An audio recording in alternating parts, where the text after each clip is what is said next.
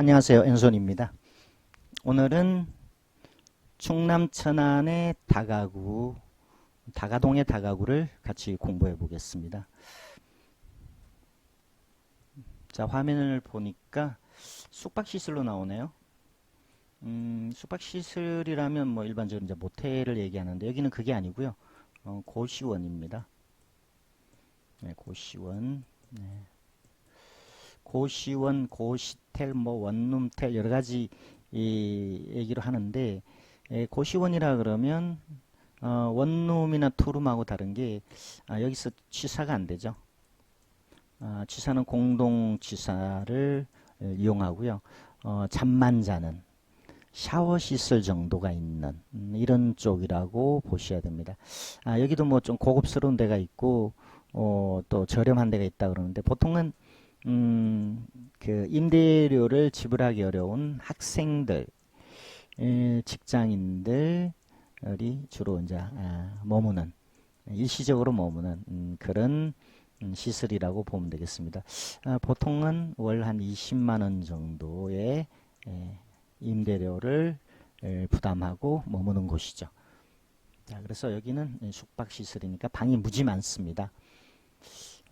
이 숙박시설의 전반적인 거를 이제 검토를 한다 그러면 살고 있는 사람들에게 어떤 배당이 나올까? 그다음에 수익성이 어떨까? 장래는 어떻게 될까? 이런 것들이 좀 중요할 것 같습니다. 그래서 오늘은 그런 얘기로 시작해 보겠습니다. 감정가 13억. 올해 10월 달에 누가 8억에 낙찰을 받았네요. 그때 경쟁자가 2명이 있었고요. 대금을 미납했습니다. 미납의 사유가 뭘까요? 비싸다? 너무 비싸게 샀다? 비용이 추가적인 비용이 많이 들어간다? 대출이 안 나온다? 뭐 여러 가지 이유가 있겠죠. 어쩌면 이런 것들 때문에 포기를 한 것 같습니다. 포기했다는 것은 보증금 6,470만 원을 포기했다는 의미가 됩니다. 요 금액이 여러분이 낙찰받는, 예를 들어서 저는 한 7억 정도를 일단 가정을 해보는데요. 어쩌면 7억 이하일 수도 있는데 7억 정도의 낙찰받으면 이 금액에 6,470만 원이 보태져서 이 금액 7억 6,470을 쭉 배당하게 되겠죠. 요 금액이 있다라는 게 또 중요합니다. 알아두셔야 되고요. 자, 전체적으로 한번 보죠. 사진을 보면 외형은 그냥 나쁘지가 않습니다. 호실이 많고요. 여기 있어 보이는 호실은 2, 3, 4, 5, 5개, 25개. 아마 이 건물 반대쪽도 이렇게 마주보고 또 방이 있지 않을까 이런 생각이 들고요. 보통 오피스텔에는 이렇게 에어컨이 있는데 여기는 에어컨이 중앙 집중식으로 된 에어컨이 아닌가 이런 생각이 드네요. 주택가의 반듯한 땅에 있고요. 요 구조를 보면 여기 엘리베이터가 보입니다. 여기 꼭대기층이니까 아까 제가 말씀드린 것처럼 공동취사장, 그 다음에 고시원, 반대쪽도 있지 않을까 이렇게 보거든요. 그래서 많게는 8개의 한 층에 8개의 고시원이 있는 그런 구조로 되어 있는 것 같습니다. 지도를 한번 볼까요? 이게 천안의 구시가지로 보여집니다. 천안은 구시가지, 신시가지, 천안 아산 KTX역, 아산시청, 삼성 반도체 관련 공장이 있는 곳, 여기 KTX가 지나가고요. 지하철이 지나가고, 그 다음에 경부선 철도가 지나가고, 고속도로가 지나가는. 이미 알다시피 천안은 뭐 교통이 좋은 편입니다. 그리고 여기 위치해 있는 건물은 주택가죠. 그냥 평범한 주택가. 지하철까지 역 거리는 한번 재볼까요? 대략 한 7, 800m. 그래서 역세권이라고 하기에는 좀 어려운.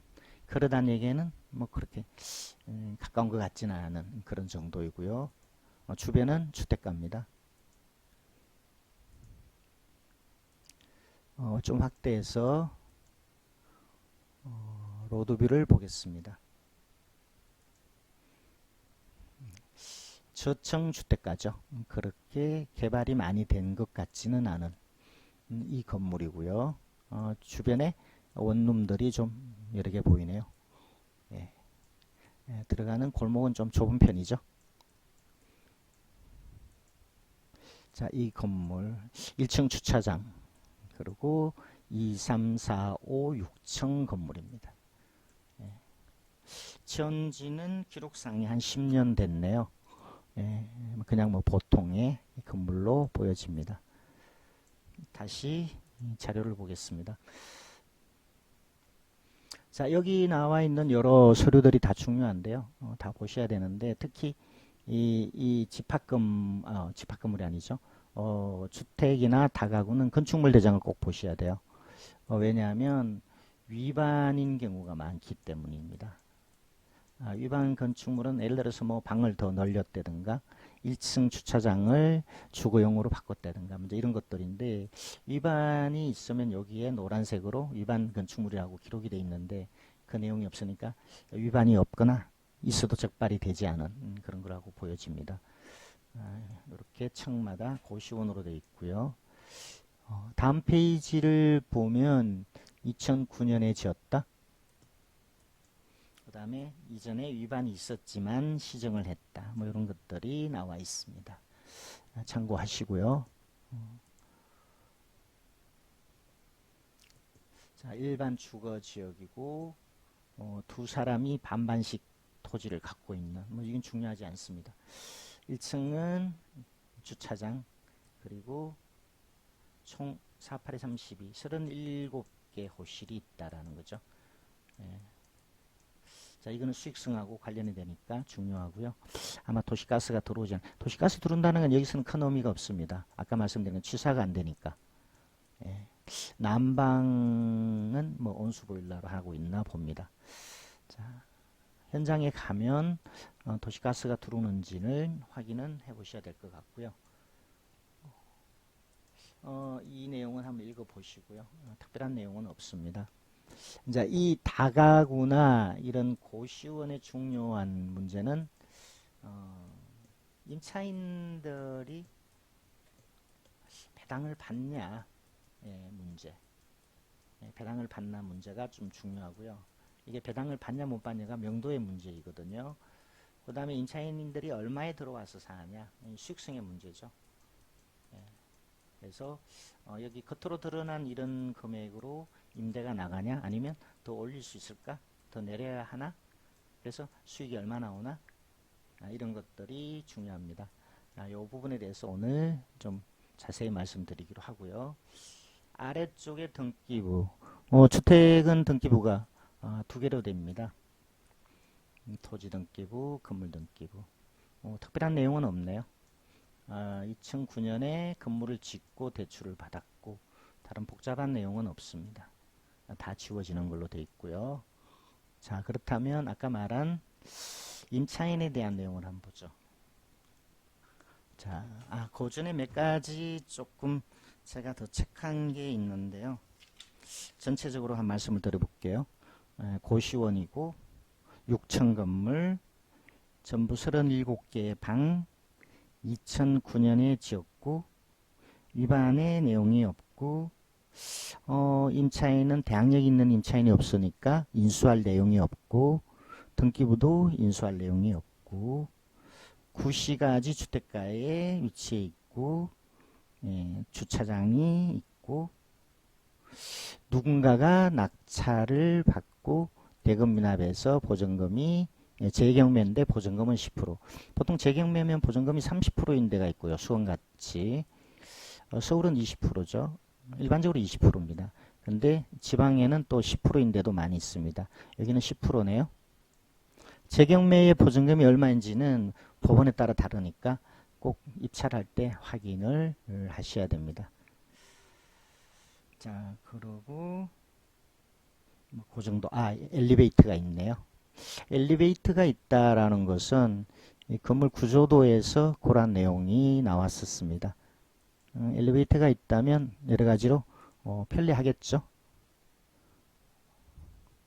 여기 보면 여기 엘리베이터입니다. 예. 자, 이제 그런 거를 이제 염두에 두시고, 그 다음에 임차인에 대해서 검토해 보겠습니다. 임차인은 대항력 있는 임차인과 대항력 없는 임차인이 있는데, 대항력이 다 없다라고 되어 있네요. 대항력은 등기부상 건물등기부의 이 말소 기준 권리보다 건물등기부의 말소 기준 권리보다 먼저 들어온 임차인을 대항력이 있다라고 하죠. 그래서 대항력 있는 임차인이 배당을 못 받으면 물어주는 경우가 있다라고 여러 차례 말씀을 드렸는데, 대항력은 전부 없고, 그러니까 인수도 없는 게 되죠. 그렇다면 이 세입자들이 배당 받냐 못 받느냐를 이제 지금부터 따져봐야 되겠습니다. 이 다가구나 고시원처럼 많은 사람이 사는 이런 건물에는 배당이 매우 중요합니다. 이 배당은 결국 명도가 쉽냐 어렵냐의 문제거든요. 그래서 오늘은 배당의 순서를 잠깐 얘기를 해보죠. 낙찰되면 법원은 이 돈을 나눠주는 것을 배당이라고 하는데, 배당의 순서는 일반적으로 경매 비용이 1순위, 두 번째 소액 임차인, 이 사건처럼 소액 임차인이 많죠. 소액 많습니다. 소액 임차인에게 배당을 주고, 소액 임차인과 같은 순위의 임금이 있습니다. 체납 임금이죠. 요거는 어려운 내용이고 이 사건하고는 상관없으니까 생략하고요. 세 번째가 경매 대상인 부동산에 부과된 세금, 당해세라고 합니다. 보통은 이 세금이 지방세, 재산세인 경우가 많습니다. 이거는 금액이 얼마 되는지 잘 모르니까 일단 무시하는 걸로 하고요. 경매 비용은 대략 감정가의 한 1% 정도로 저는 봅니다. 역시 정확치가 않습니다. 이 사건 같으면 한 1,500, 2,000 되겠죠. 무시해도 되는 그런 내용이고요. 네 번째가 이제 중요하죠. 근저당, 감유, 전세권, 확정일자를 받은 임차인. 자, 이런 것들이 각각의 순수가 있습니다. 근저당 설정된 날짜, 감유가 설정된 날짜, 전입하고 확정을 받은 두 개를 다 갖춘 임차인, 이 순서가 있는데, 실제 이 물건에 있어서는 소액 임차인에게 배당되고 근저당에게 배당되면 돈 남는 게 없어요. 다른 건 없어요. 그래서 실제는 간단합니다. 소액 배당, 그 다음에 근저당, 이걸로 끝입니다. 자, 그럼 먼저 소액에 대해서 한번 알아볼까요? 소액의 배당을 받는 조건, 중요하죠. 소액의 배당 조건은 건물등기부상의 근저당을 기준으로 합니다. 항상 그렇습니다. 다른 게 기준이 될 때도 있는데 거의 대부분은 근저당입니다. 그래서 이 근저당을 기준으로, 그 다음에 지역에 따라서 달라지죠. 이 근저당이 설정된 날짜, 그리고 지역에 따라서 달라지는 그 조건을 만족하는 임차인이 전입이 돼 있어야 돼요. 전입 안 되면 안 돼요. 전입이 경매가 시작되기 전에 전입돼 있어야 해요. 그리고 배당 요구하면 됩니다.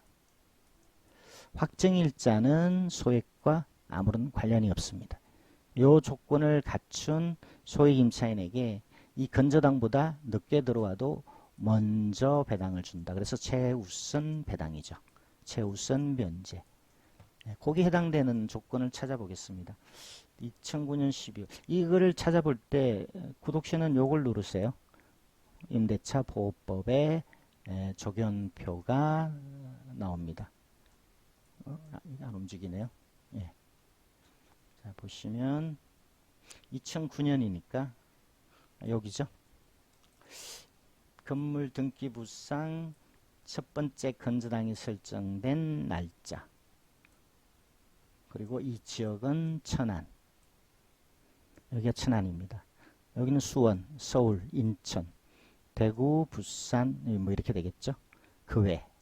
지금은 또 이게 세분화됐습니다만, 이 근저당 설정될 당시에는 이렇게 돼 있었고, 거기에 해당하는 세입자는 4천만 원 이하의 세입자에게 1,400을 제일 먼저 배당한다, 이런 뜻이죠. 자, 그러면 거기에 해당되는 임차인 많습니다. 4천 이하의 임차인, 전입만 되어 있다면, 전입되어 있고 배당 요구했다면 소액이 다 나간다는 거죠. 여기는 경매 개시 이후로 해서 없습니다. 배당 요구 없고 권리신고 안 해서 없습니다. 뭐 이런 식으로 쭉 배당이 되는데, 여기 해당되는 임차인을 쭉 제가 보니까 15명 있네요. 그럼 이렇게 되는 거죠. 4천 이하의 임차인에게 1,400을 제일 먼저 배당을 하는데, 그에 해당하는 사람이 15명. 그리고 저 아래쪽에 보면 한 명은 1,400이 안 돼서 1,000만 원 밖에 안 돼서 1,000만 원. 그래서 이걸 다 합하니까 2억 2천. 이렇게 되는 거죠. 예. 여기 이 사람은 1,000만 원만 배당을 받습니다. 다시 정리하자면 배당 순서는 경매 비용이 나가는데 비용은 잘 모르겠고요. 무시해도 되고, 두 번째는 소액이 나가는데 15명, 16명이죠. 2억 2천. 2억 2천인데 여기 하나의 조건이 또 있습니다. 이 금액이 낙찰가의 2분의 1을 넘으면 안 된다라는 민사집행법, 아니요. 주택임대차보호법상의 조건이 있습니다. 저는 이 물건을 한 7억 정도를 일단 가정을 해봅니다. 낙찰가를. 그러니까 2분의 1 안에 들어가죠. 그럼 이대로 배당되고, 세 번째는 이제 건저당. 새마을금고 6억 얼마로 되어 있는데 원금은 한 5억 2천 정도 되는 것 같아요. 예. 그러면 이 7억에 낙찰되면 이게 다 안 나가죠. 일부만 나가는데, 아까 제가 처음에 얘기한 게 있습니다. 누군가 낙찰받고 포기한 금액 6,400 있었죠. 예. 그렇다면 나가고 이게 배당되고 조금 남습니다. 남는 건 누가 받나? 이 중에서 누군가가 가장 먼저 전입하고 확정받은 누군가가 되겠죠. 누구일까요? 예. 아마 예를 들어서 이분이 전입하고 확정받은 게 다른 어떤 권리보다 앞섭니다. 건저당보다는 늦지만, 그러니까 소액 나가고 그 다음에 건저당 새마을금고 나가고 아직도 돈이 남는 게 있다면 이제 누군가에게 추가 배당이 되는데, 이 세입자가 1번이 아닐까. 2천 중에 이미 1,400 받았으니까 600. 또 돈이 남는가 하면 또 누군가가 이렇게 받겠죠. 돈이 없어질 때까지. 여러분 입장에서는 이 소액 임차인이 배당을 받는 것, 이것만 체크하시면 될 것 같습니다. 자, 그 다음에 새마을금고인데, 여기서 하나 여러분들이 신경 써야 되는 게, 이분이 경매를 신청했거든요. 이분에게는 배당이 나갈 돈이 없어요. 아주 높게 낙찰되면 몰라도 그렇지 않으면 배당이 없습니다. 이 배당이 없는 걸 뭐라 그러죠? 경매를 신청하는 목적이 배당인데 돈을 받겠다라는 건데, 배당이 없으면 경매 신청할 이유가 없는 거죠. 목적을 상실하는 게 되는데, 그걸 무잉여라 그래서 그러면 경매를 스톱시킵니다. 그러면 이 물건도 지금 스톱이 될 건가? 이 시에게 배당이 없다면 경매가 무잉여로 스톱이 될 건가? 그렇지 않습니다. 여기 여러 가지가 있는데, 예를 들어서 이 물건, 이 경매를 신청한 사람은 여러 개의 물건을 경매를 신청했거든요. 여기서 배당 받을 수도 있고요. 또는 이 아래쪽에 보면 다른 채권자도 경매를 신청했어요. 중복경매라고 그러죠. 중복경매는 채권자가 두 사람 이상이라는 건데, 이 시가 배당을 못 받아도 이 중복경매를 신청한, 이게 새마을금고거든요. 새마을금고는 배당을 받게 돼 있습니다. 일부든 전부든. 그러니까 여기가 배당을 받으면 여기는 못 받아도 이거는 무잉여로 보지 않는다는 거거든요. 그래서 여러분이 이제 공부할 때는 무잉여에 대해서 많이 공부를 하시는데, 이 무잉여는 실제 경매에 있어서는 그렇게 중요하지 않습니다. 실제 무잉여가 돼도 정상적으로 경매를 진행하는 경우도 또 있습니다. 그래서 여러분은 경매를 하는 동안에 무잉여는 그냥 체크 정도만 하시고, 이게 특별히 신경 써야 될 내용은 아니다. 그리고 이 사건에서는 무잉여가 아닐 가능성이 크다. 이렇게 보시면 될 것 같습니다. 자, 그 다음에 마지막으로 과연 이게 낙찰을 받았을 때 수익성이 있을까? 이게 제일 중요하죠. 수익성에 대한 판단. 일단 7억에 낙찰 받는다라고 가정했을 때 하나 더 해야 되죠. 7억. 추가적인 비용을 저는 한 1억 정도로 보겠습니다. 이거는 등기 비용, 수리 비용, 명도 비용인데 명도 비용은 거의 들어갈 게 없다고 보고요. 수리 비용은 이 내용이 워낙 크니까 건물이 이 안에 들어가 봐야만 판단이 되는데 수리할 게 많다면 정말 큰 돈이 들어갈 거고요. 저는 조금 이거는 보류해야 되는 내용인데 어쨌든 한 수천만 원은 뭐 기본적으로 들어간다라고 보고 그래서 등기 비용까지 합해서 대략 1억으로 추산해 봤습니다. 이거는 변동의 가능성이 크죠. 자, 어쨌든 이렇게 됐을 때 8억. 대출이 많이 안 나옵니다. 반이 안 나온다고 보는데 한 3억 정도 대출이 나온다고 가정해 보겠습니다. 입찰한다면 이것도 체크하셔야 되고요. 대략 요즘 이율이 저렴하니까 한 100만 원 안 되는 금액. 자, 가장 중요한 것은 임대를 줬을 때 얼마 나올까? 아래쪽의 내용들을 보면 거의 한 2,000 내지 2,500 정도의 세입자가 들어와 있는데 이 전체 37개 중에 지금 많이 비어져 있거든요. 비어져 있는 이유가 뭔가? 경매가 나와서 비어져 있는가? 비어져 있어서 경매가 나온 건가? 자, 어쨌든 이게 공실이 없이 전체가 임대 나가는 월세 또는 보증금이 어느 정도일까를 판단해야 됩니다. 일단 2천으로 추산을 해보죠. 10개는 2천만 원의 전세를 주고 나머지는 200에 20. 20 정도는 받을 수 있지 않을까 라고 생각합니다만 어쩌면 좀 낮춰야 될지도 모르겠습니다. 어쨌든 220. 그럼 나머지 27개가 되죠. 37개 중에. 그러면 5,400의 보증금. 이 5,400은 큰 의미가 없습니다. 그리고 월세 540. 그러면 8억의 총 투자금에서 3억, 5억 5천, 5억 5천원 정도를 뺀 2억 5천 순투자금이죠. 2억 5천 순투자금이고 여기서 월세를 받고 이자를 내고 440이 남는다. 대략 한 20% 정도의 수익률입니다. 이 수익률은 나쁘지는 않습니다. 이 정도는 돼야 된다라고 보고요. 그리고 실제 이걸 운영하기 위해서는 또 뭐 사람을 고용하거나 아니면 직접 본인이 관리를 하는 노력을 해야 되는 그런 부분이 있는데 여기서 어쨌든 이 제가 가정에서 쓴 금액에서 많은 변수가 있습니다. 수리비용, 과연 대출, 월세나 전세가 이렇게 나갈까. 그리고 이렇게 수익률이 나온다면 뭐 이 정도 써야 되겠지만 조건이 작년에 뭐 이쪽 경쟁이 새로운 뭐 다가구나 원룸이 많이 공급되고 주변에 개발될 여지가 크지 않다 그러면 뭐 좀 이걸 또 낮춰야 될지도 모르겠습니다. 저번 낙찰자가 포기한 것도 이제 그런 거를 좀 간과해서 너무 높게 쓴 게 아닐까 이제 이런 생각도 해봅니다. 자, 오늘은 천안의 다가구 정확하게는 고시원에 대해서 권리 분석과 수익성에 대해서 같이 공부해 봤습니다. 지금까지 엔손입니다. 감사합니다.